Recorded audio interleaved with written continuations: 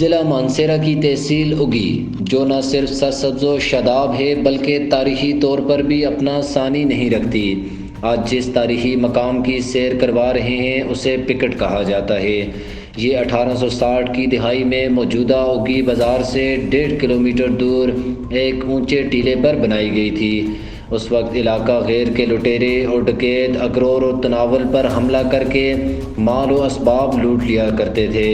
اس خطرہ کے پیش نظر انگریزوں نے علاقہ اگرور و تناول کو محفوظ رکھنے اور بروقت ان حملہ آوروں کی اطلاع برٹش دور میں تعمیر کردہ قلعے تک پہنچانے کے لیے پیکٹ کو تعمیر کیا تھا۔ اس کی 3 منزلیں ہیں۔ دیواروں کی موٹائی تقریباً 1.5 فٹ ہے۔ مشرق سے مغرب کی جانب 15 فٹ، شمالاً جنوباً 20 فٹ، جبکہ اس کی اونچائی 30 فٹ کے لگ بھگ ہے۔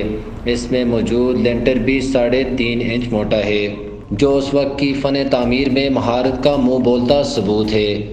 اس میں موجود اکلوتا دروازہ 3 فٹ چوڑا اور 6 فٹ اونچا ہے، جبکہ لوہے کی موٹائی کی بات کی جائے تو یہ تقریباً 1.25 انچ موٹا ہے، جس کو ایک آدمی بمشکل کھول اور بند کر سکتا ہے۔ یہ دروازہ اس وقت کے حملہ آوروں اور ان کی آتشی ہتھیاروں سے بچنے کے لیے بنایا گیا تھا۔ پیکٹ کے گراؤنڈ فلور کو باہر سے کوئی راستہ نہیں آتا۔ گراؤنڈ فلور اور اوپر والی چھت تک پہنچنے کے لیے درمیان والی منزل کا دروازہ استعمال ہوتا تھا۔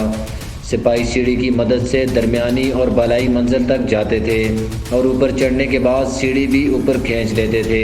کہا جاتا ہے کہ پیکٹ میں زیر زمین ایک سرنگ تعمیر کی گئی تھی، جو اوگی قلعہ، جو آج کل فرنٹیئر کانسٹیبلری کے زیر استعمال ہے، تک جاتی تھی۔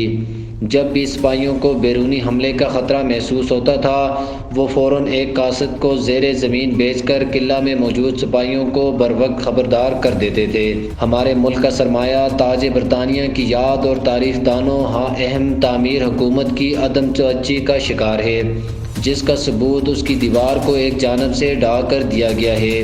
من چلے جوان یہاں آ کر اس قیمتی ورثہ کو نہ صرف باورچی خانہ اور کوڑا دان کے طور پر استعمال کرتے ہیں بلکہ اپنے دل کی باتیں بھی یہاں پر لکھ دیتے ہیں۔